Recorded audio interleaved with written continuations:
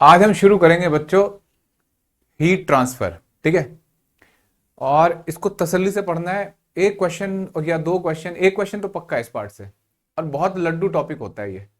तो थोड़ा सा इंटीग्रेशन वाला पार्ट है, कोई बात नहीं है, मतलब कर जाओगे तुम, तो सीखना है बच्चों। ठीक है, हीट ट्रांसफर। हाँ बेटा, हाँ हाँ, एनसीईआरटी से नहीं कटा है बेटा, ये तुम्हारे 11th के सिलेबस से कटा था। समझ रहे हो, एनसीईआरटी में अच्छे से है ये। तो देखो, हीट ट्रांसफर, तो बच्चों क्या है हीट ट्रांसफर? देखो, मान लो हमने ये आग जला रखी है, ठीक है। एक हीट को एक जगह से दूसरी जगह भेजना है, तो कितने तरीके हो सकते हैं? तो इस बच्चे ने क्या कर रखा है, एक ऐसे मेटल की रॉड पकड़ रखी है, तो हीट आएगी नहीं इसके पास? बताओ बच्चों, आएगी? ये एक बच्चा है, इसको ज्यादा ठंड लग रही है, तो इसने अपने हाथ यहां कर रखे हैं, ऐसे आग के ऊपर नहीं कर लेते कई बार, तो इसको हीट मिल रही होगी। हाँ, ऊपर कर रखे हैं आग से, मतलब ऐसे नहीं कि आग में डाल दिया। अच्छा, और एक बच्चा यहां बैठा है, बच्चा ये शांत बच्चा है, ठीक है। बताओ, इसको भी हीट मिल रही होगी ना? तो हीट तीन तरीके से मिल रही है बच्चों, ठीक है। तो ये जो तीन तरीके हैं, इस पहले वाले का है कि इसके रोड के थ्रू कंडक्ट हो रही है। इस पहले मेथड को बोलते हैं बच्चों कंडक्शन। इसको बोलते हैं बच्चों, इसमें डायरेक्ट मॉलिक्यूल हाथ से टकरा रहे हैं, इसको बोलते हैं कन्वेक्शन। और जो तीसरा है बच्चों, रेडिएशन, ऐसे गुजर के जा रहे हैं इस आदमी के पास, ये है रेडिएशन, ठीक है। तो there are three mode of heat transfer, that is conduction, convection, radiation. तो आज हमें एक ऑब्जेक्ट से दूसरे ऑब्जेक्ट हीट भेजनी है, तो डायरेक्ट कांटेक्ट में रख के हो सकती है, रेडिएशन के थ्रू हो सकती है, कन्वेक्शन के थ्रू। ये क्या है तीनों? तो एक एक करके पढ़ेंगे बच्चों तीनों को तसल्ली से, ठीक है। तो पहला मैं मोड पढ़ रहा हूं, कंडक्शन। क्या होता है बच्चों ये? देखो, कंडक्शन होता है बच्चों, जैसे ये ऑब्जेक्ट है, ठीक है, और आपने इसको हीटअप करना शुरू करा, अच्छी बात है, हीटअप होगा ये। तो हीटअप होगा तो इसके मॉलिक्यूल की एनर्जी बढ़ेगी, टेम्परेचर बढ़ेगा, एनर्जी बढ़ेगी, एनर्जी बढ़ेगी तो वाइब्रेशन होता है। सॉलिड के अंदर होता है जनरली, ये सॉलिड के अंदर होता है,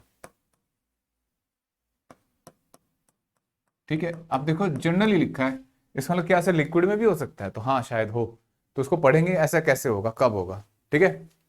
समझ में आई बात बच्चों? तो देखो, जब इसके मॉलिक्यूल यहां हीटअप होंगे, जैसे यहां मॉलिक्यूल है, हीटअप होंगे तो वाइब्रेशन एनर्जी बढ़ जाएगी। वाइब्रेशन एनर्जी बढ़ेगी तो वो आस पड़ोस के मॉलिक्यूल से टक्कर मारेगा, उसकी एनर्जी बढ़ेगी, वो तीसरे को टक्कर मारेगा, फिर चौथे को, फिर पांचवे को, फिर छठे को, तो ऐसे एनर्जी बढ़ती जाएगी, है ना। और ऐसे एनर्जी बढ़ती जाएगी, तो एनर्जी बढ़ने का मतलब होता है टेम्परेचर बढ़ना, ये बात आप समझ चुके हो। एनर्जी होता है बच्चों 3/2 kBT, 3/2 kBT। तो जितनी ज्यादा एनर्जी उतना ज्यादा टेम्परेचर, तो यानी कि सबका टेम्परेचर बढ़ता जाएगा। तो ऐसे यहां से लेके यहां तक एनर्जी यानी कि हीट ट्रांसफर हो रही है, ठीक है। तो इसमें क्या एक्चुअल मूवमेंट हुआ मॉलिक्यूल का? नहीं, एक मॉलिक्यूल ने अपने पड़ोस के मॉलिक्यूल को धक्का दिया, ठीक है। तो heat flow without actual movement of molecule, बिना मॉलिक्यूल के मूवमेंट के हीट फ्लो करती है। बड़ी बात है बच्चों ये। अब देखो, जैसे यहां का मॉलिक्यूल यहां से यहां, अब इसमें एक क्वेश्चन बना, यहां एक वर्ड आया स्टेडी स्टेट। स्टेडी स्टेट क्या होता है बच्चों? याद करो, अगर मान लो मैं कहूं कि एक पानी का पाइप है, मतलब एक पाइप है, इसमें पानी भरा है इधर से, तो जितना पानी इधर से एंटर करता है उतना ही पानी पर सेकंड यहां से बाहर आता है। लेकिन कब? पहले इसमें पूरे में भरेगा तो पानी, है ना, एकदम थोड़ा ही होता है। शुरू में ऐसा भी होगा कि धीरे धीरे पानी आएगा, फिर जितना यहां से एंटर करेगा सारा बाहर आ रहा होगा। समझ सकते हो इस बात को? बिल्कुल ऐसे ही जब आप किसी रोड को हीटअप करोगे तो अचानक हीट नहीं आएगी, यहाँ धीरे धीरे हीट फ्लो करती है, हीट फ्लो करती है, और एक टाइम पे फिर जितनी हीट यहां से आ रही है उतनी यहां पे आनी शुरू हो जाएगी, एकदम से नहीं आएगी सारी हीट, है ना।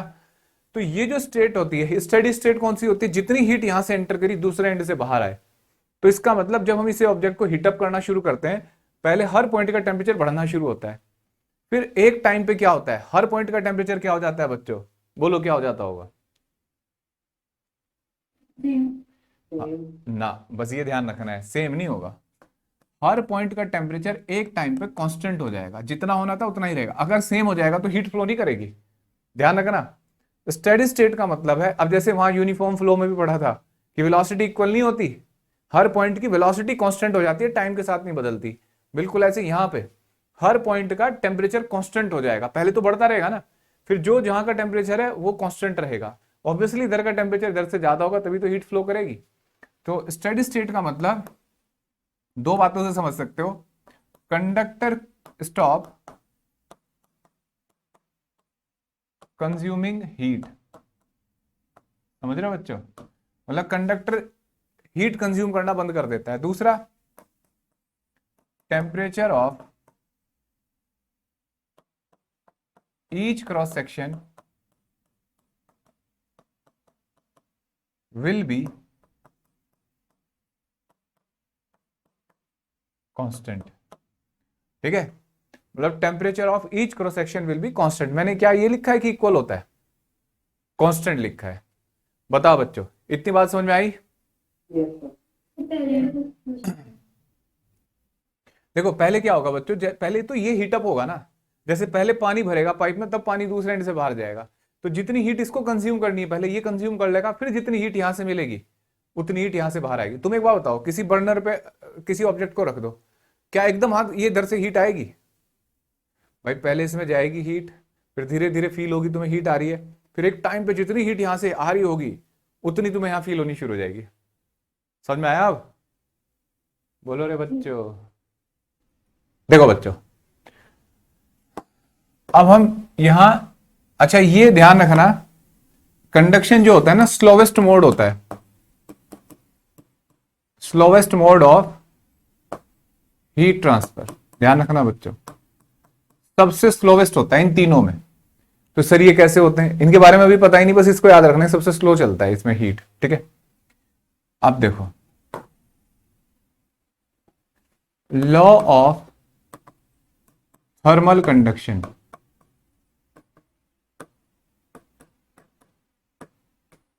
जैसे बच्चों ये थर्मल कंडक्टर है, अच्छी बात है,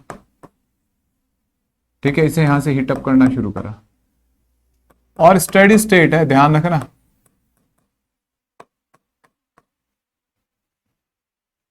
जब तुम इसे हीटअप करोगे, मान लो यहां का टेम्परेचर T1 है, यहां का टेम्परेचर T2 है, ठीक है, लेंथ L है, A area of cross section है, एरिया ऑफ क्रॉस सेक्शन, ठीक है बच्चों। तो जो rate of flow of heat है, rate of flow of heat, बताओ बच्चों क्या होना चाहिए rate of flow of heat, delta Q by delta T. Delta Q by delta T, क्या होगा बच्चों, K into A T1 minus T2 by L, ठीक है। अब ऐसे भी लिख सकते हैं कहीं लाइन में, अगर अब स्कूल में तो तुम्हें लिखना नहीं है, कि rate of flow of heat directly proportional to temperature difference, ठीक है। एरिया ऑफ क्रॉस सेक्शन, ज्यादा एरिया ज्यादा हीट फ्लो करेगी, लेंथ ज्यादा होगी तो कम हीट फ्लो करेगी, रास्ते में थक जाएगी। सोचो ऐसे सोचो, रास्ते में थक गई भाई, बहुत लेंथ, ये रेजिस्टेंस की तरह है, ठीक है। तो यानी कि rate of flow of heat, अब सर ये के क्या है सर, तो के मतलब प्रोपोर्शनलिटी कांस्टेंट है, के को बोलते हैं थर्मल कंडक्टिविटी ऑफ मटेरियल, मतलब ये मटेरियल की होती है ना कि कंडक्टर की। मतलब अगर मान लो एल्यूमिनियम का एक पतला तार है, एक मोटा तार है, एक लंबा तार है, एक छोटा तार है, कोई भी हो उससे मतलब नहीं, के सबके लिए फिक्स है क्योंकि एल्यूमिनियम है, ठीक है। तो ये मटेरियल की होती है ना कि कंडक्टर की, ज्योमेट्री के साथ नहीं बदलती, जैसे रेजिस्टिविटी होती थी, ठीक है। तो ध्यान रखना है, एल लेंथ है, A area of cross section है, और T1 माइनस T2 क्या है बच्चों, टेम्परेचर डिफरेंस, ठीक है। समझ में आ गया। तो ये रेट ऑफ फ्लो है। अब सोचो इसकी यूनिट क्या होनी चाहिए, तो देखो बच्चों इसकी यूनिट क्या होगी, जूल पर सेकंड होगी नहीं, है ना, तो इसकी यूनिट होगी बच्चों जूल पर सेकंड, और ये एक मीटर यहां आएगा तो मीटर इनवर्स और केल्विन इनवर्स, है ना, यूनिट देख सकते हो इसकी।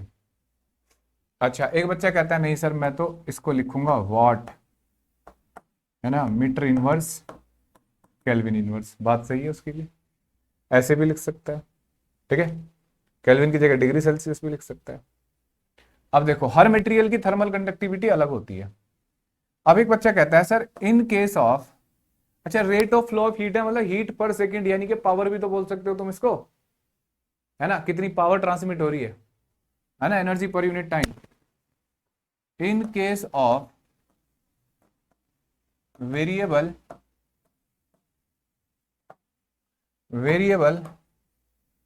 क्रॉस सेक्शन, मान लो वेरिएबल क्रॉस सेक्शन है तो एक ही एक वैल्यू नहीं लिखी जाएगी ना, या नॉन यूनिफॉर्म है, कंडक्टिविटी वेरिएबल है और वेरिएबल के, ठीक है, मतलब के ही वेरिएबल हो जाए सर, ऐसे कैसे हो जाएगा।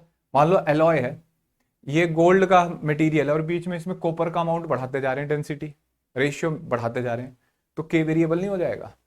तो उस केस में आपको क्या करना होगा बच्चों, एक छोटी सी थिकनेस लेनी होगी इसमें, जैसे x और ये थिकनेस dx, ठीक है, तो उस केस में rate of flow of heat dq by dt, ऐसे लिखना होगा बच्चों, dt बाय dx। समझ में आया? देखो dq बाय dt हो गया, पावर हो गया, और dt छोटा सा डिफरेंस इन टेम्परेचर इन छोटी सी लेंथ, ठीक है, समझ में आया बच्चों? बोलो, क्लियर है यहां तक? नोट करो इसको, नोट कर लिया?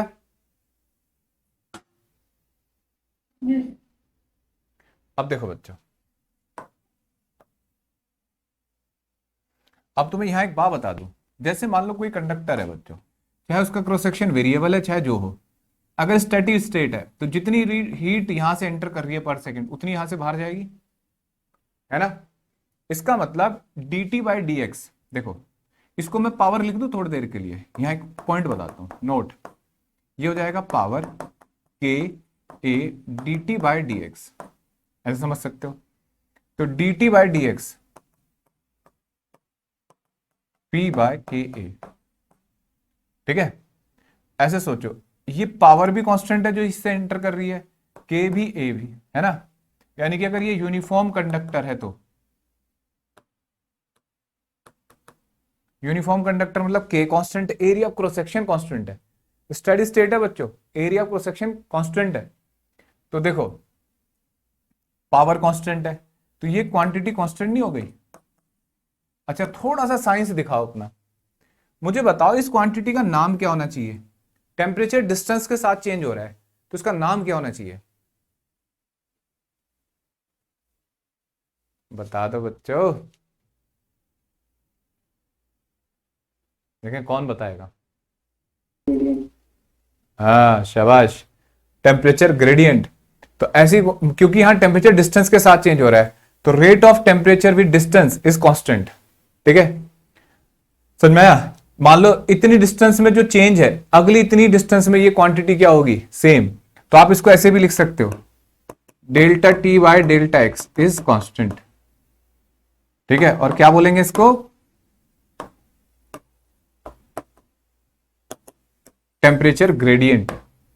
बेटा बहुत इंपॉर्टेंट टॉपिक है ये, फ्री के नंबर हैं अगर तुम एक बार इसको सीख लिया इस चैप्टर को, इसमें आलतू फालतू के क्वेश्चन नहीं आते, जैसा टॉपिक है वैसे ही क्वेश्चन आएंगे, ये रोटेटरी नहीं है कि कुछ भी बना देगा। अब देखो, अब जैसे मैं पहले, बाद में हम पढ़ेंगे आगे उसको, अभी मैं तुमसे क्वेश्चन पूछ रहा हूं बड़ा बेसिक। क्या क्वेश्चन है सर, कि बेटा ये वायर है, ठीक है, इस एंड का टेम्परेचर है 200 डिग्री सेल्सियस और इस एंड का टेम्परेचर है 60 डिग्री सेल्सियस, ये वायर है 10 मीटर का, ठीक है बच्चों, यहां पे एक पॉइंट है, इसका टेम्परेचर बताना है, ठीक है, और कितनी दूर, यहां से 3 मीटर दूर इस एंड से। क्वेश्चन समझ में आया कि इस एंड से, इस एंड का टेम्परेचर 200, इसका 60 डिग्री सेल्सियस, इस पॉइंट पी का टेम्परेचर बताना है, देखा कौन बताएगा? क्वेश्चन समझ में आ गया सबको?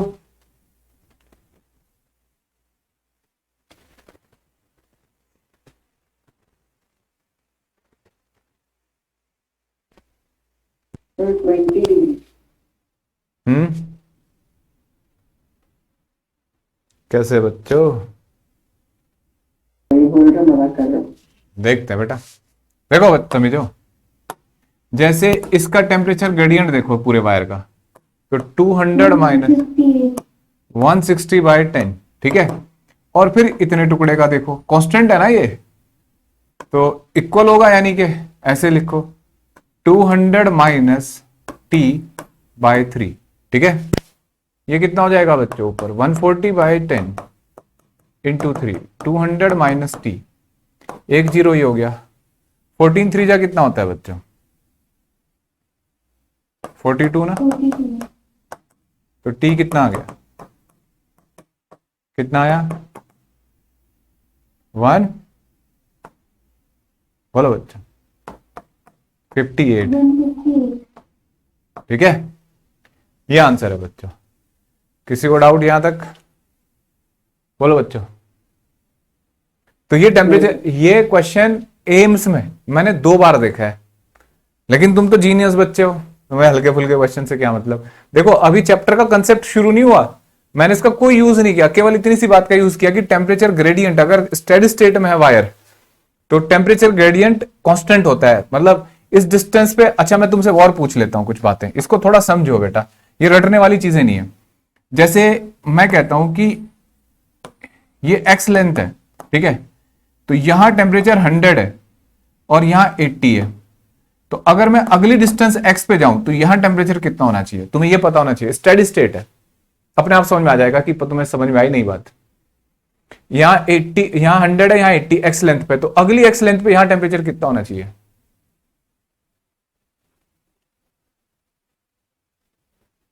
बहुत मुश्किल क्वेश्चन पूछ रहे हो सर आज आप, ये तो एडवांस का क्वेश्चन है सर। बदतमीजो, टेम्परेचर ग्रेडियंट, हाँ यहां एक्स डिस्टेंस पे 100 से 80 हुआ, तो अगली बार कितना होना चाहिए? 60 नहीं होना चाहिए, क्योंकि ये डिफरेंस 100 माइनस 80 कितना हुआ? 20/x, तो ये भी तो 80 माइनस 60 20/x हो जाएगा, नहीं तो सेम नहीं हो गया? समझ में आया बदतमीजो? क्लियर है अब? yes, अब देखो आगे बढ़ते हैं। हाँ बेटा, सर इस वाले क्वेश्चन में मैंने जो 2 फ्रैक्शन बनाए थे वो थे 200 माइनस T/3, हाँ इक्वल टू T माइनस 60/7, उससे भी सेम आएगा, हाँ सेम आएगा उससे भी, ठीक है। अब देखो, अब क्वेश्चन है बच्चों, अब हम इसको देखने जा रहे हैं। Delta Q by delta T equal to KA T1 minus T2 upon L, ठीक है। अब देखो कितनी मजेदार बात पता लगेगी तुम्हें। ये हो गया delta Q by delta T T1 minus T2 upon L by KA, ऐसे लिख सकते हैं बच्चों? बताओ, लिखा जा सकता है नहीं? अब बिल्कुल ऐसे ही ओम्स लॉ होता है। ओम्स लॉ क्या होता है? Rate of flow of charge equal to potential difference, और रेजिस्टेंस होता है ना रो L अपॉन A, होता है ना बच्चों। जैसे कंडक्टर है, इसके ऊपर ये बैटरी लगा दी, इसका पोटेंशियल डिफरेंस है V1 माइनस V2, V1 इस एंड का पोटेंशियल है, इसका पढ़ा है नहीं ओम्स लॉ? तो इसका मतलब देखो, अब ये सेम नहीं हुआ कि ये चार्ज यहां पे हीट होती है, यहां पे चार्ज बन गया, कंसेप्ट सेम है। ये है rate of flow of charge is equal to temperature difference upon L upon KA, और ये है रेट ऑफ चेंज ऑफ, ये हीट था, rate of flow of charge potential difference upon rho L upon A। देखो मैं तुम्हें पहले Ohm's law पढ़ा, चार्ज फ्लो करता है किसकी वजह से?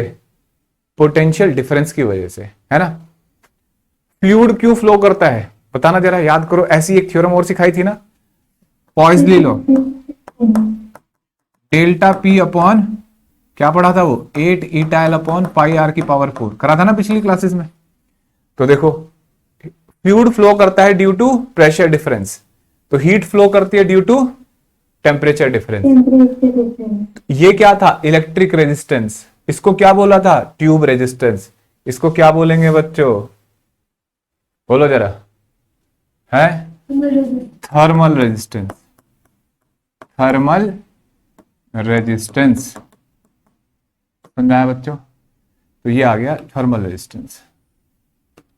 किसी को डाउट है तो बोलो। नहीं ना, तो देखो बच्चों समझ में आ गया। तो ये थर्मल रेजिस्टेंस, तो delta Q by delta T equal to T1 minus T2 temperature difference upon thermal resistance, R लिख सकते हैं। इससे क्या फायदा होगा, तो इससे हमारा इजीली अप्रोच बन जाएगा, इजी वे में, कि जैसे सीरीज में क्या सेम होता था बच्चों वहां पे करंट, तो यहां क्या हो जाएगा, rate of flow of heat same हो जाएगी। और पैरेलल में सेम क्या होता था, टेम्परेचर डिफरेंस, पोटेंशियल डिफरेंस, तो यहां क्या सेम हो जाएगा पैरेलल में, टेम्परेचर डिफरेंस। तो क्वेश्चन थोड़े इजी हो जाते हैं इससे। तो क्या अब हम इस लायक हो गए क्वेश्चन करें, नोट कर लिया आप लोगों ने भाई ये।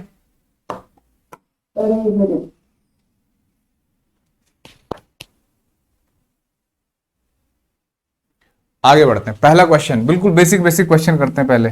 पता लगा तुम्हें बेसिक ही नहीं आते, पहलवान क्वेश्चन क्या करोगे तुम। ये एक रॉड है, ठीक है, एक दूसरी रॉड है, ऐसे कनेक्ट कर दी, ठीक है। इसका एरिया है ए, या रेडियस मान लेते हैं इसे, इसका रेडियस आर, इसका radius 2r। 100 degree Celsius, 20 degree Celsius, junction का टेम्परेचर बताना है। इसका K है तो इसका 3K, समझ रहे बच्चों। ये क्या होता है, कंडक्टिविटी, ठीक है, लेंथ सेम है।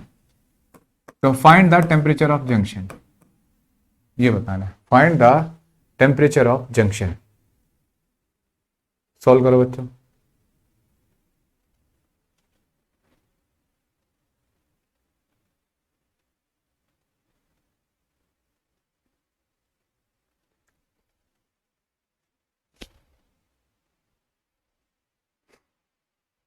समझ में आ गया क्वेश्चन।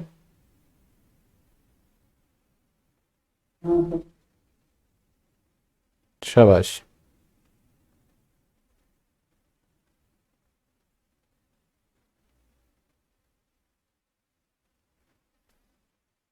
देखो बेटा,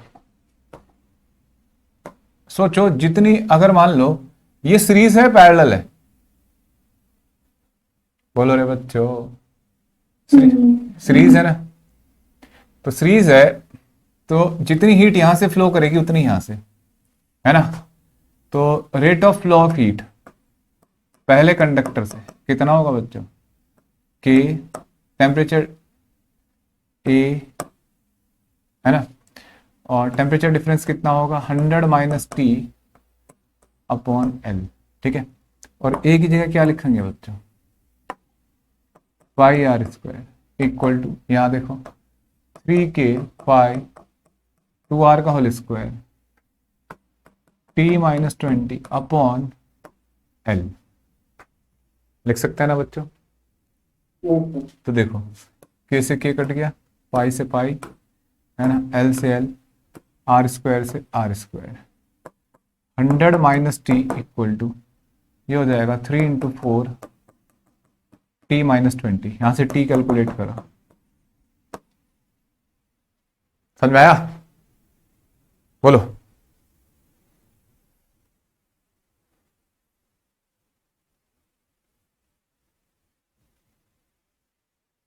क्लियर है बच्चों। Yes sir. अब मैं तुमसे, देखो टेस्ट है तुम्हारा आज, तो बिल्कुल ऐसा ही क्वेश्चन उस दिन दिया था, आज तुम्हारा टेस्ट है कि तुम उतना कर पाओगे क्वेश्चन या नहीं। जैसे ये कंडक्टर है बच्चों, मान लेते हैं इसमें ना ऐसी 4 रोड जोड़ दी हमने, बिल्कुल आइडेंटिकल है, लग नहीं रही लेकिन मानो।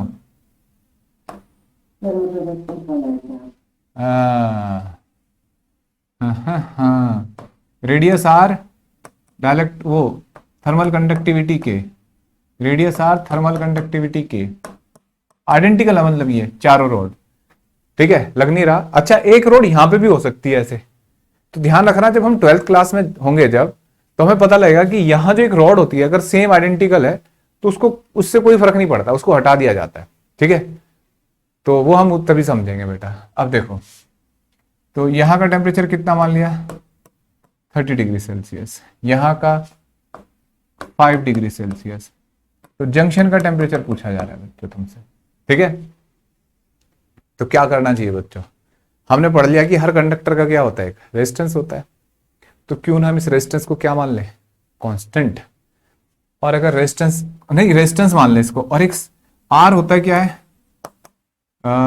जैसे यहां होता है एल अपॉन के ए, होता है नहीं होता, तो यहां तो सबके रेडियस वगैरह सब सेम है, तो हम रेजिस्टेंस ना बना ले, जैसे 10th क्लास पढ़ के आए हो बच्चों 10th में तुम। हाँ सर, वो तो बस इस बार जरा गवर्नमेंट ने कह दिया कि जाओ तुम पास हो गए, नहीं तो सर टॉप करके आते हम, है ना बच्चों।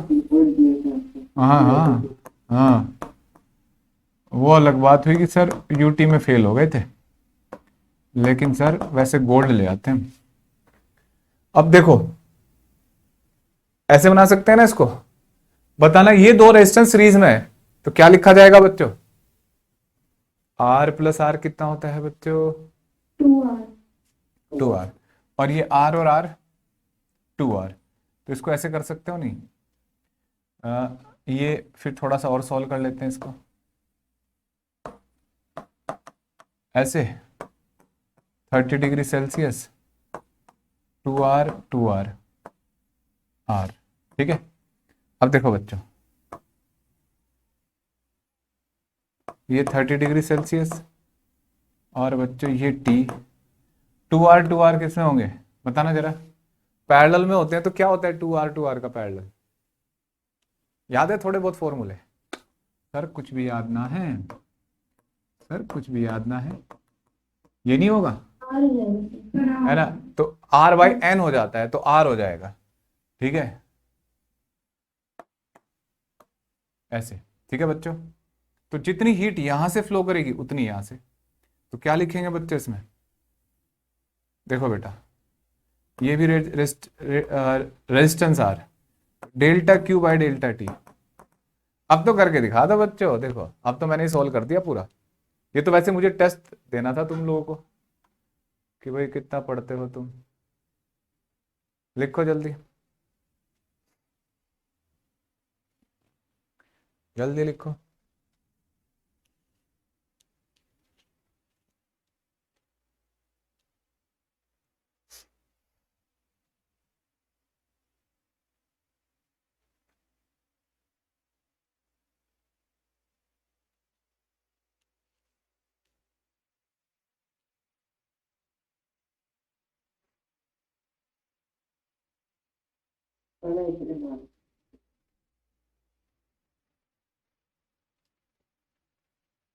लिख लिया,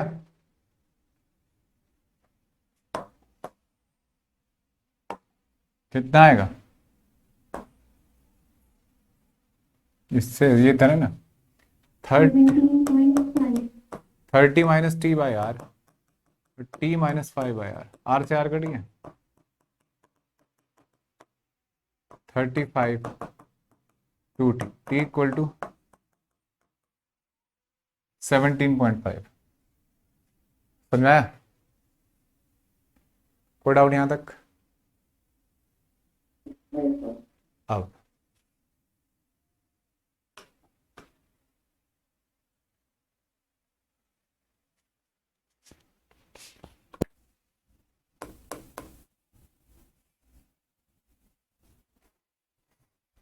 देखो बच्चों, अब इसके बाद थोड़े से कुछ फॉर्मूले बना के देख लेते हैं, जैसे किताब में स्टैंडर्ड बुक्स में फॉर्मूले बने हुए हैं, फिर उसके बाद आगे बढ़ते हैं। जैसे क्वेश्चन ये दे रखे हैं कि मान लो ये एक सोर्स है, ठीक है, यहाँ का टेम्परेचर T1 है, ठीक है, और ये दो कंडक्टर जोड़ दिए ऐसे, ऐसे कुछ फॉर्मूले से बना रखे हैं कुछ स्टैंडर्ड बुक में, जैसे रेस्टी खलीडे वगैरह। और मतलब ये सोर्स ना कह के इसको ऐसे कह दो, ये एक ऑब्जेक्ट है, इसका टेम्परेचर T1, इसका T2, और T1 is greater than T2, ठीक है। तो यहाँ ये K1 K2 और लेंथ तो सेम होगी, एरिया इसका A1 A2। तो कितनी हीट इस ऑब्जेक्ट से इस तरफ जाएगी ना, तो दोनों से जा रही होगी ना, तो ये कंडक्टर पैरेलल में है सीरीज में, बताओ बताओ बच्चों, पैरेलल है ना, ठीक है। तो total rate of flow of heat कितना होना चाहिए बच्चों, टेम्परेचर डिफरेंस है ना अपॉन इक्विवेलेंट रेजिस्टेंस ना, समझ रहे हो बच्चों, ऐसे नहीं होना चाहिए, इक्विवेलेंट रेजिस्टेंस। अब इक्विवेलेंट रेजिस्टेंस कितना होगा, ये दोनों किस में है बच्चों, पैरेलल में। इक्विवेलेंट रेजिस्टेंस होगा R1 R2, या ऐसे कह सकते हो बच्चों आप 1/R इक्विवेलेंट। क्या लिखोगे बच्चों, 1/R1 + 1/R2 लिख सकते हैं। तो यहां से R इक्विवेलेंट कितना होगा, R1 को क्या लिखेंगे, L1 K1A, ऐसे लिखेंगे बच्चों। भाई R क्या होता है, ऐसे लिखोगे नहीं, समझ में आया भाई। इसका रेजिस्टेंस कितना होगा, L/K है ना, K1A A1, ऐसे लिख लो। तो यहां R इक्विवेलेंट लिखा जा सकता है, समझ में आया।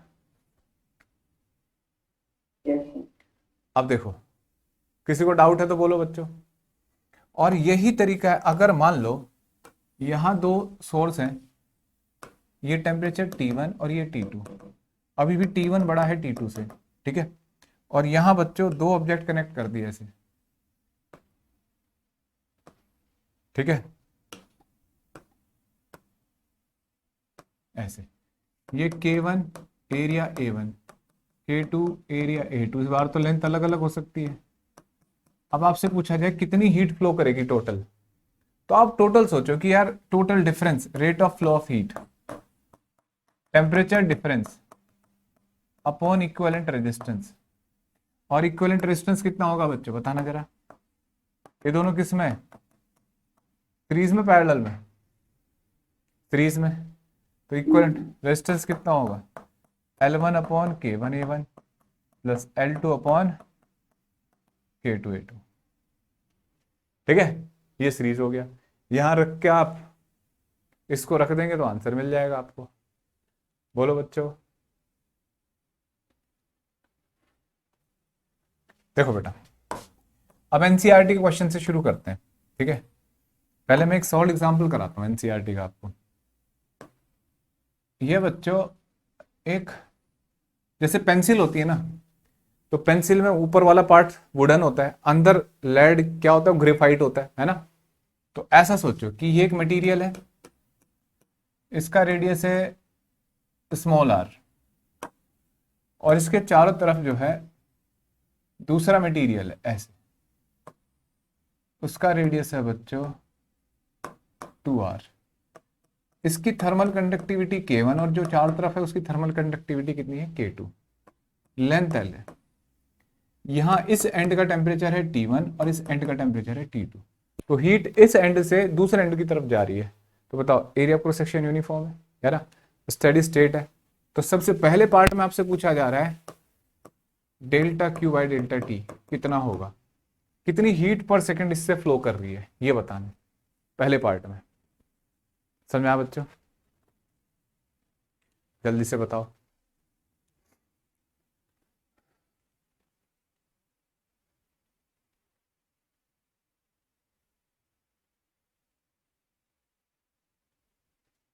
बताओ बच्चों।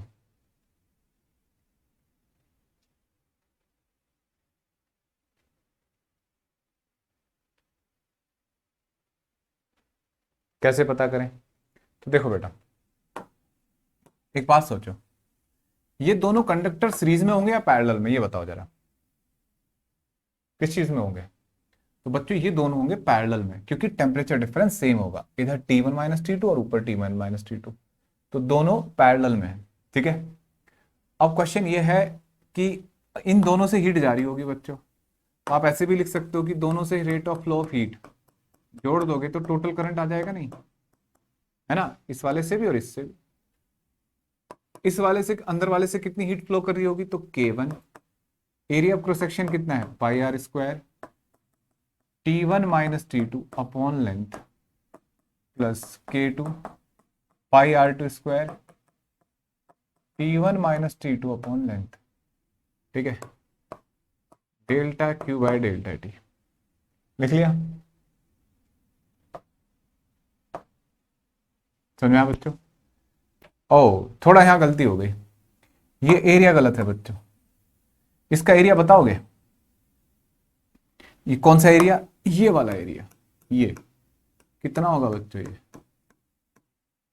बोलो।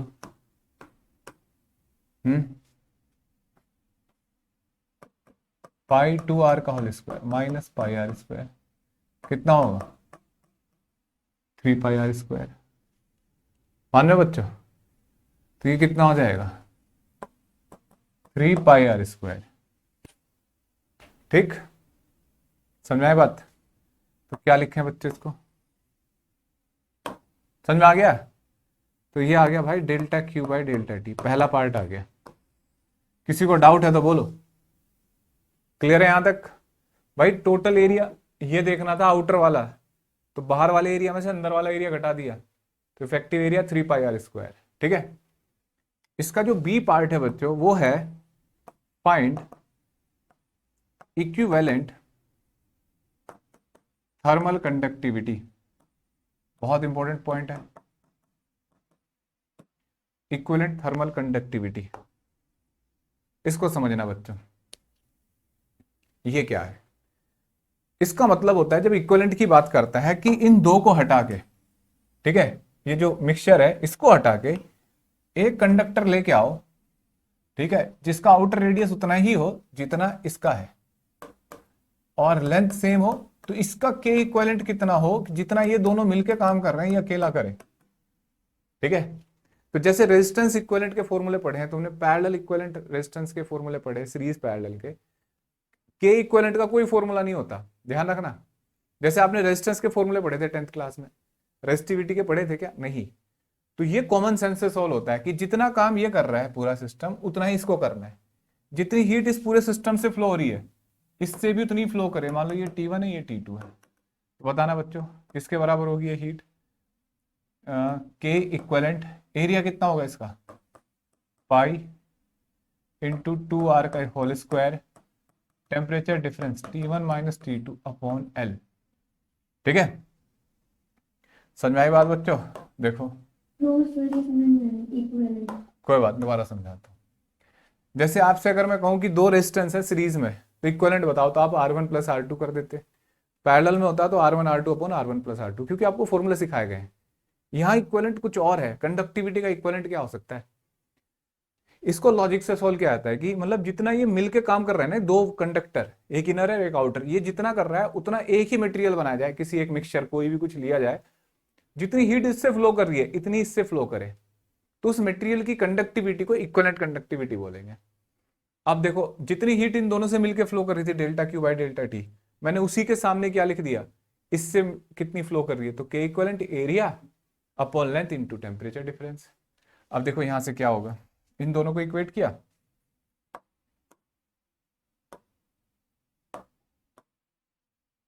देखो बेटा क्या कॉमन आ जाएगा, T1 माइनस T2 कट जाएगा, लेंथ कट जाएगी, पाई आर स्क्वायर कटेगा हर जगह से, है ना।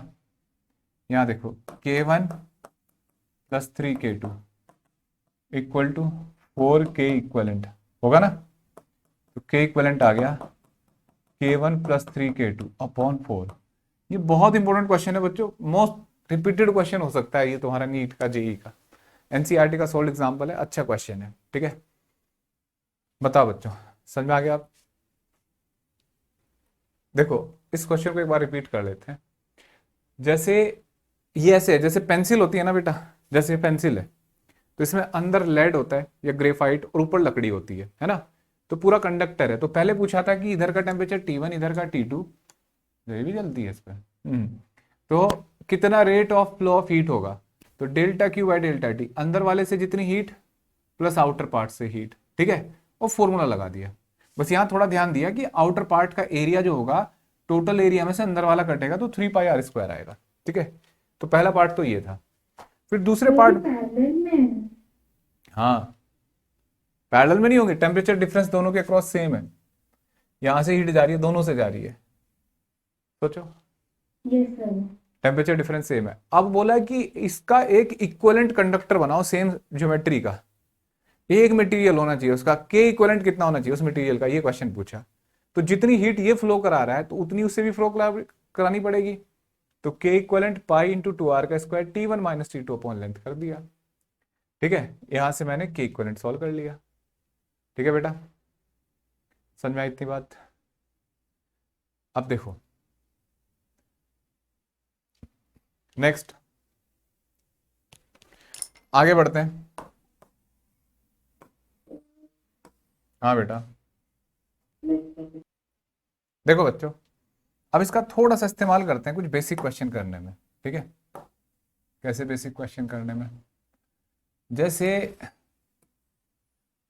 ये बड़े ट्रिकी से क्वेश्चन होते हैं बच्चों, जैसे ये बॉक्स है, ठीक है, कैसा बॉक्स है, क्यूबिकल बॉक्स है, ठीक है, जैसे थर्मोकोल का डब्बा होता है ना, ऐसे ही है। आइस बॉक्स होता है ना, आइस बॉक्स जिसमें आइस रखते हैं, वो रेड लाइट पे बच्चे बेचते हैं ना, लाइट वो आइसक्रीम वगैरह, तो वैसे बॉक्स में रखते हैं। इसकी थिकनेस दे रखी है बच्चों आपको, इसकी थिकनेस है डी, थिकनेस ऑफ वॉल, ठीक है, और ए क्या है, साइड ऑफ, ए है लेंथ ऑफ एज, ठीक है, किसी एक एज का, क्यूबिकल बॉक्स है बच्चों। इसमें ना आइसक्रीम रखी हुई है, मतलब आइस रखी हुई, आइसक्रीम नहीं, आइस रखी है, ठीक है,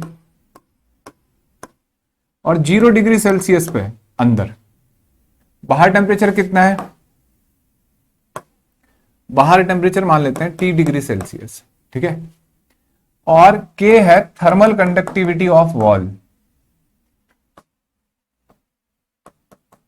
थर्मल कंडक्टिविटी ऑफ वॉल, ठीक है। तो हमसे पूछा जा रहा है find the rate of melting of ice, ठीक है, आइस किस रेट से मेल्ट कर रही होगी, ये क्वेश्चन है, बड़ा बेसिक सा क्वेश्चन है। आइस ऑलरेडी 0 डिग्री सेल्सियस पे, ध्यान रखना, और थर्मल कंडक्टिविटी दे रखी है, और लेटेंट हीट ऑफ फ्यूजन भी दे रखा है आइस का, गिवन है LF दे रखा है, ठीक है। तो आपसे पूछा जा रहा है आइस किस रेट से मेल्ट कर रही होगी, बताओ बच्चों, समझ में आ गया क्वेश्चन। देखो क्वेश्चन क्या होगा बच्चों, कि जो हीट फ्लो करेगी वो इधर से भी आएगी, इधर से भी, इधर से भी, इधर से भी, ठीक है। हीट फ्लो करेगी तो दीवारों से फ्लो करेगी, थिकनेस आप सोचो टोटल सरफेस एरिया कितना है इसका, 6a², जहां से बाहर से हीट आएगी, अंदर कितना टेम्परेचर है 0 डिग्री सेल्सियस, बाहर कितना है T-0, तो rate of flow of heat कितना होगा बच्चों, K, area of cross section 6a² है ना, और temperature difference T-0 upon thickness D, देखो D थिकनेस है। अच्छा, जो हीट आएगी उससे होगा क्या, क्या इसका टेम्परेचर चेंज होगा, नहीं, आइस मेल्ट करेगी, ठीक है। तो यहां क्या लिखेंगे, मान लो delta M into latent heat of fusion upon delta T, तो ये हो गया 6Ka² T अपॉन D। तो देखना बच्चों ये क्या है, delta M by delta T, बोलो बच्चों 6Ka² T by D into LF, ये आ गया rate of melting of ice, ठीक है, कि इस रेट से आइस मेल्ट कर रही है। किसी को डाउट, बोलो बच्चों, नहीं ना, छापो इसको, ठीक है।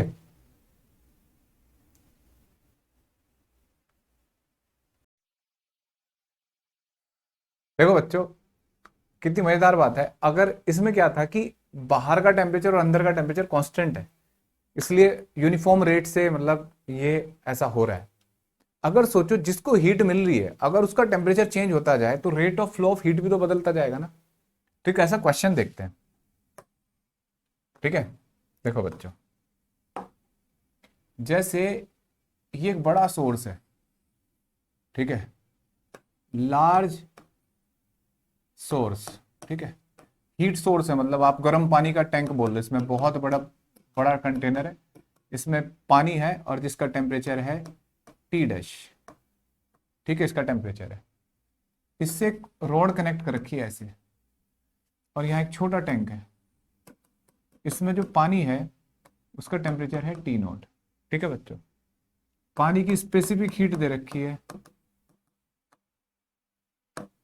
क्या, एस। ठीक है, और ये लेंथ एल है और थर्मल कंडक्टिविटी के और area of cross section A. मतलब ये हमारा कौन हुआ, ये हुआ हमारा, ये पाइप नहीं है बच्चों, ये थर्मल कंडक्टर है, मतलब T dash is greater than T not. ठीक है, तो हीट जा रही है ना, थर्मल कंडक्टर कनेक्ट कर दिया हमने बीच में। तो हमसे पूछा जा रहा है बच्चों कि बताओ, find the temperature of this water, water है ये, find temperature of water at any time T. समझ रहे बच्चों, किसी टाइम टी पे पानी का टेम्परेचर बताओ। क्या करेंगे बच्चों, तो देखो सोचो, यहां का टेम्परेचर टी नॉट, अच्छा इस ये टी डैश, ये सोर्स बड़ा है तो इसका टेम्परेचर नहीं बदलने वाला है ना, हॉट ऑब्जेक्ट है और बहुत बड़ा ऑब्जेक्ट है, तो इसका टेम्परेचर बढ़ना शुरू हो जाएगा। इसका ऑलरेडी टेम्परेचर कितना है, टी नॉट। तो सोचो बच्चों, किसी टाइम पे जो हीट आ रही होगी इसमें, मान लो किसी टाइम पे इसका टेम्परेचर टी मान लिया, ठीक है, तो rate of flow of heat कितना होगा। अब पूरे इंटरवल में नहीं लिखेंगे, अब यहां क्या लिखना होगा बच्चों, D Q by D T. Sir क्यों, सोचने वाली बात है बच्चों। के ए और टेम्परेचर कितना होगा इधर, T dash minus T not, या टी, टी नॉट तो इनिशियल है, किसी टाइम पे तो बढ़ता जाएगा ना टेम्परेचर, मान लो टी हो गया, वो बताना है, अपॉन लेंथ ऑफ कंडक्टर, है ना। डी क्यू क्या हो जाएगा, इसमें पानी का जो मास है वो एम है, मास ऑफ वाटर दे रखा होगा बच्चों भी। ठीक है, तो जो हीट आ रही है उसका क्या यूज कर रहा है ये, तो जब किसी ऑब्जेक्ट का टेम्परेचर बढ़ता है तो हीट यूज क्या होती है, एम एस डेल्टा टी, है नहीं, यानी कि मास इंटू स्पेसिफिक हीट, यानी कि डेल्टा टी। तो छोटे से टाइम टी में हीट में टेम्परेचर में कितना चेंज आया होगा, डी टी, और ये स्मॉल टी। ठीक है बेटा, तो K A by L T dash minus T, मानते हो। अब देखो यहां से डी टी कितना हो जाएगा, ये टी डैश माइनस टी, ऐसे लिख सकते हैं, है ना, और ऐसे लिख दिया, और ये हो जाएगा बच्चों के A L M S D T. T equal to zero पे टेम्परेचर कितना था इस कंटेनर का, टी नॉट, और टाइम टी पे कितना है, टी, कैलकुलेट करना है। समझ में आ गया बच्चों। मतलब देखो यहाँ मजेदार बात है कि rate of flow of heat वक्त के साथ बदलता जाएगा, क्यों, क्योंकि टेम्परेचर डिफरेंस बदलता जा रहा है। पहले हमने जो क्वेश्चन अब तक करे इसका टेम्परेचर फिक्स था, इसका हीट जा रही थी बस। तो देखो ये हो जाएगा log of T dash minus T, है ना, और zero T naught to T, और बच्चों के A L M S T, zero से टी, ऐसे लिखा। यहाँ इंटीग्रेशन करो, मतलब सॉरी लिमिट रखो, T dash minus T upon T dash minus T naught, और बच्चों एक माइनस बाहर आएगा तो इधर चला जाएगा, minus K A T upon L into M into S. यहाँ से टी की वैल्यू कर लो कैलकुलेट। अब ये क्या होगा बच्चों, T dash minus T upon T dash minus T nought, e की पावर में चला जाएगा ये, यहाँ से टी टी आ जाएगा। क्लियर, थोड़ी कैलकुलेशन करो यार। अब देखो ये क्वेश्चन समझ में आ गया। इसके बाद बच्चों नेक्स्ट पॉइंट नोट करना है, नोट कर सकते हो भाई दोबारा। समझ में आ गया यहां तक? अब देखो ऐसा ही एक और क्वेश्चन करते हैं, बड़ा इंटरेस्टिंग क्वेश्चन है बच्चों ये। क्या क्वेश्चन है कि ये कंटेनर है बच्चों, ठीक है, इसमें ना पानी भरा हुआ है, वाटर,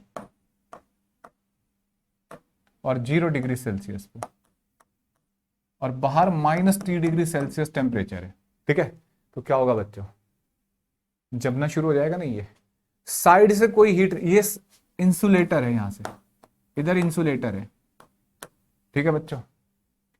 अब जो भी हीट निकलेगी यहां से बाहर निकलेगी बेस से, जैसे ग्लास में पानी भरा हुआ है तो साइड से हीट नहीं जा सकती, ऊपर से निकल सकती है यहां से।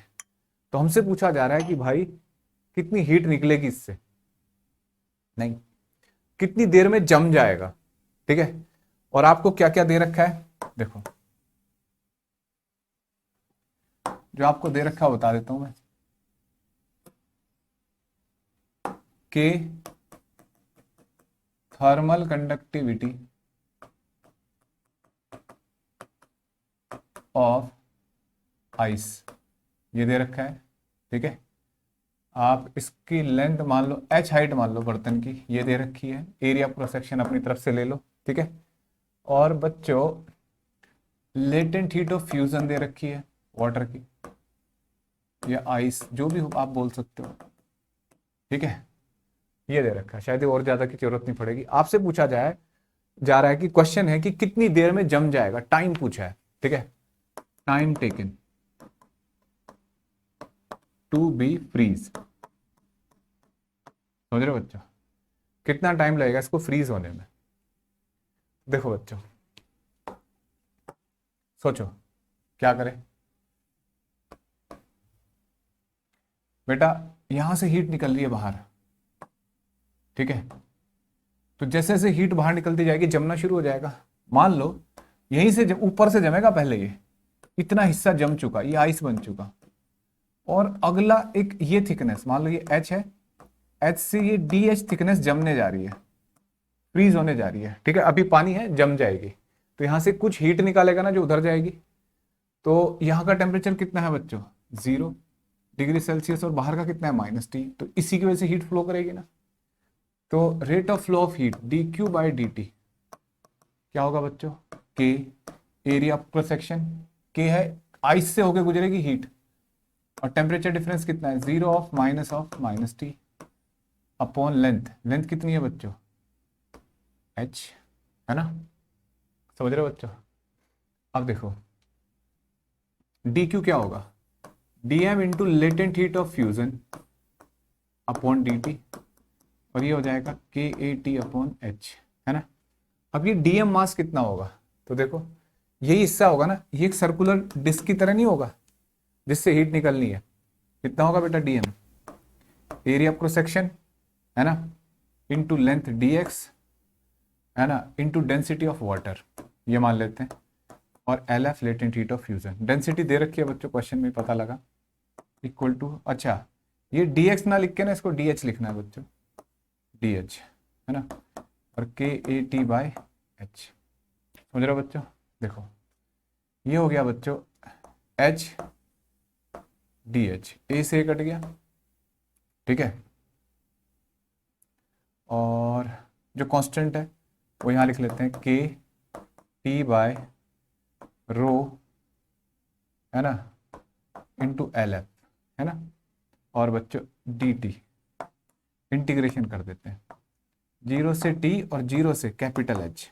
वही इनिशियली तो यहां से चलना शुरू होगा ना, जमना शुरू होगा कैपिटल H तक। कैलकुलेशन देख लेंगे आप, कितना इंटीग्रेशन आ जाएगा, h²/2, और ये कितना हो जाएगा, KT into small t upon ρ into latent heat of fusion. तो टाइम आ गया ρLF into h² upon 2KT। देखो बच्चों time is proportional to height का स्क्वायर, ठीक है। हाइट डबल कर दो, डबल तो टाइम भी डबल हो जाएगा, 4 गुना हो जाएगा। और ये टाइम बच्चों एरिया क्रॉस सेक्शन पे डिपेंड नहीं कर रहा है, ये इंटरेस्टिंग बात है।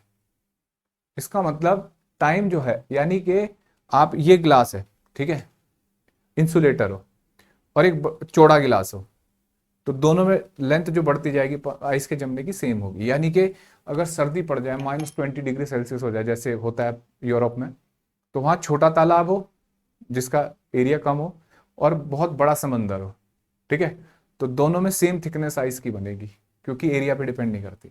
ठीक है बच्चों, तो ये क्वेश्चन हमने समझा। क्लियर है? देखो अब कुछ क्वेश्चन ऐसे देखते हैं बच्चों जिनमें एरिया क्रॉस सेक्शन ना वेरिएबल है। ठीक है, अब ऐसे कौन से क्वेश्चन होते हैं? देखो बच्चों, जैसे ये कंडक्टर है,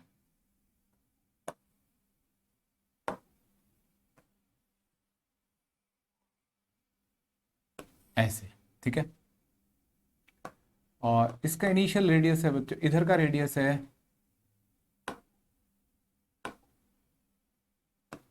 ये R1, और यहां का रेडियस है बच्चों इसका R2, ठीक है, और ये लेंथ है L, और यहां का टेम्परेचर T1, यहां का टेम्परेचर T2, और थर्मल कंडक्टिविटी है K। तो आपसे पूछा जा रहा है यहां से rate of flow of heat कितना होगा। ठीक है, ये क्वेश्चन है। तो ऐसे क्वेश्चन में क्या करना चाहिए? देखो बच्चों, rate of flow of heat मतलब पावर, है ना, तो आपने पढ़ा था कि ऐसे क्वेश्चन में जब area of cross section variable हो तो delta Q by delta T, K A D T by D X होता है ना बच्चों? ठीक है, देखो बच्चों, आपको पता है जितनी पावर यहां से एंटर करेगी दूसरे एंड से उतनी बाहर जाएगी, तो पावर हो गई पी, ठीक है, के ए। अब एरिया क्रॉस सेक्शन तो हर जगह वेरिएबल है, तो क्या करें? तो देखो बच्चों, इस एंड का टेम्परेचर यहाँ का दे रखा है, तो हमने एक्स डिस्टेंस ली, ठीक है, एक्स डिस्टेंस ली बच्चों ऐसे, और यहाँ पे एक स्लाइस बनाई। आप समझ पा सकते हो कि ये स्लाइस कैसी होगी? कुल्फी जैसा है, ऐसे फ्रस्टम ऑफ कौन कह सकते हो आप, है ना। तो ऐसे एक स्लाइस बनाई, और ये ऐसे एंगल थीटा, और ये लेंथ एक्स है, तो ये लेंथ कितनी होगी बच्चों? एक्स टेन थीटा, और ये डिस्टेंस कितनी होगी? R1, है ना, ये R1 होगी। तो ये ना एक सर्कुलर एरिया होगा जिसका रेडियस होगा पाई, मतलब एरिया होगा R1 plus x tan theta का होल स्क्वायर, इसका एरिया समझ लो बच्चों, होगा नहीं होगा, है ना। और टेन थीटा कितना यूज करेंगे अगर हमें जरूरत पड़ेगी तो यहाँ देखो, तो मैथ्स है ना तुम्हारे पास, मैथ्स है भैया, बस मैथ्स के नाम पे R D शर्मा है। टेन थीटा होगा बच्चों R2 minus R1 upon L, ठीक है, तो K A area of cross section कितना हो गया? पाई R1 plus x tan theta का होल स्क्वायर, ठीक है, इंटू वही D T by D X. ठीक है बच्चों, समझ में आया? अब देखो तुम क्या करोगे, D x upon R1 plus x tan theta, इसका होल स्क्वायर करो ऐसे, और इधर हो जाएगा के पाई अपॉन पी, है ना, इंटू डी टी। देखो जहां पे, अब देखो एक्स वेरिएबल है, यहाँ एक्स जीरो है, तो यहाँ टेम्परेचर कितना है? T1 एक्स जीरो पे, और जहाँ एक्स एल है वहाँ टेम्परेचर कितना है? T2। समझ रहे हो बच्चों? जब आप इसे सॉल्व करोगे तो मैं आपको आंसर बताता हूँ क्या आएगा। Temperature difference upon resistance, resistance आएगा रो एल अपॉन के पाई R1 R2, यानी कि आप ऐसे कह सकते हो के पाई R1 R2 upon L T1 minus T2। भाई सॉल्व आपको करना है बेटा, इंटीग्रेशन है ये, इसको टी पुट कर दो, सब्स्टिट्यूशन मेथड लगा के सॉल्व कर सकते हो। तो ये पावर आ गई, कितनी हीट पर सेकंड इससे फ्लो कर रही है, ठीक है। ऐसा ही क्वेश्चन एक और देता हूं मैं तुम्हें, पहले इसको नोट करो और समझो, और ये सोचो कि कैसे आया होगा ये, ठीक है। ऐसा ही सॉलिड चैप्टर में मैंने आपको एलोंगेशन बताया था ना, ऐसे वायर में, याद करो प्रॉपर्टीज ऑफ सॉलिड्स में, बिल्कुल वैसा ही है बच्चों ये। अब देखो इसके बाद और ये 12th में भी आएगा फिर दोबारा इलेक्ट्रिक रेजिस्टेंस में, ठीक है। अब देखो बेटा, अगला क्वेश्चन है कि ये स्फीयर है, ठीक है, इसका रेडियस है R1, इसका R2, ये थिक स्फेरिकल शेल है,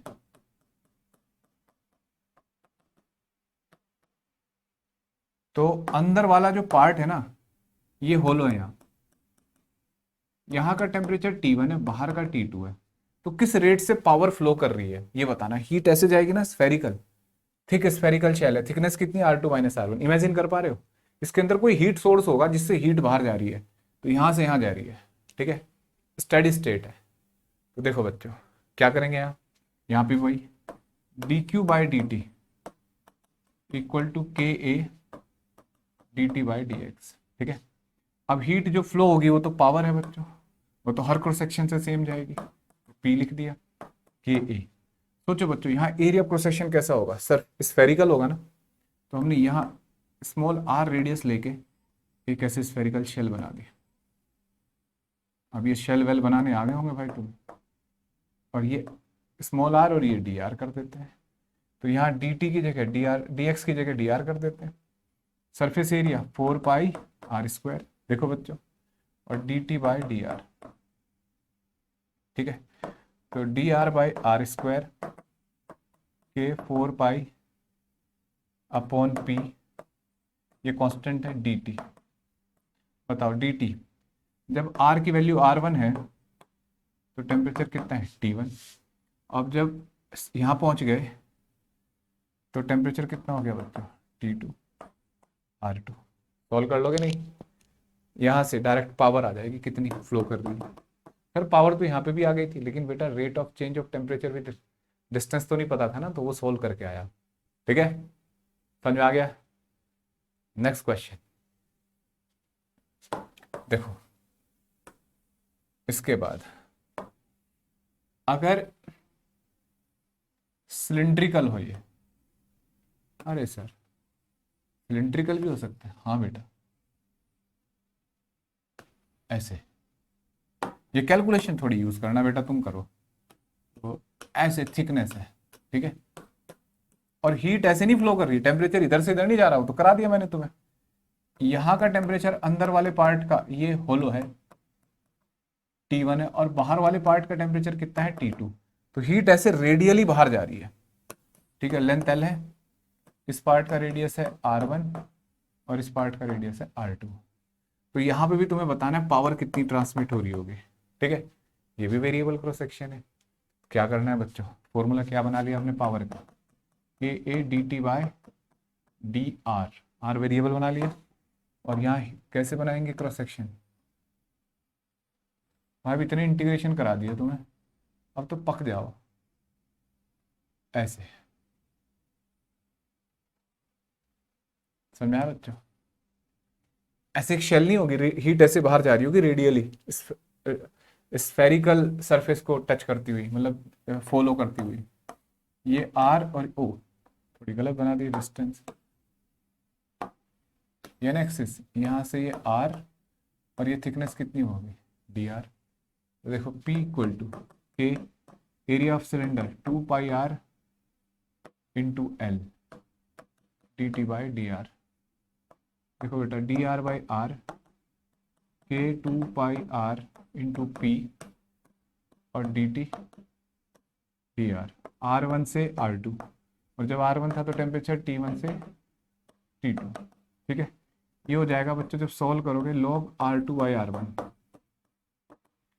के इंटू 2 पाई, ओए आर यहाँ नहीं होगा एक, upon T T2 minus T1, ठीक है बेटा, तो यहाँ से देखो P की वैल्यू कितनी आई, के 2 पाई T2 minus T1 upon log R2 by R1, ठीक है, समझ में आया बच्चों। तो इस तरीके से आज हमने ये थर्मल कंडक्शन पूरा कर लिया। अगली क्लास में आओगे बच्चों तो नेक्स्ट टॉपिक हम करेंगे कन्वेक्शन और हीट रेडिएशन, ठीक है, रेडिएशन। थैंक यू बच्चों, बाय।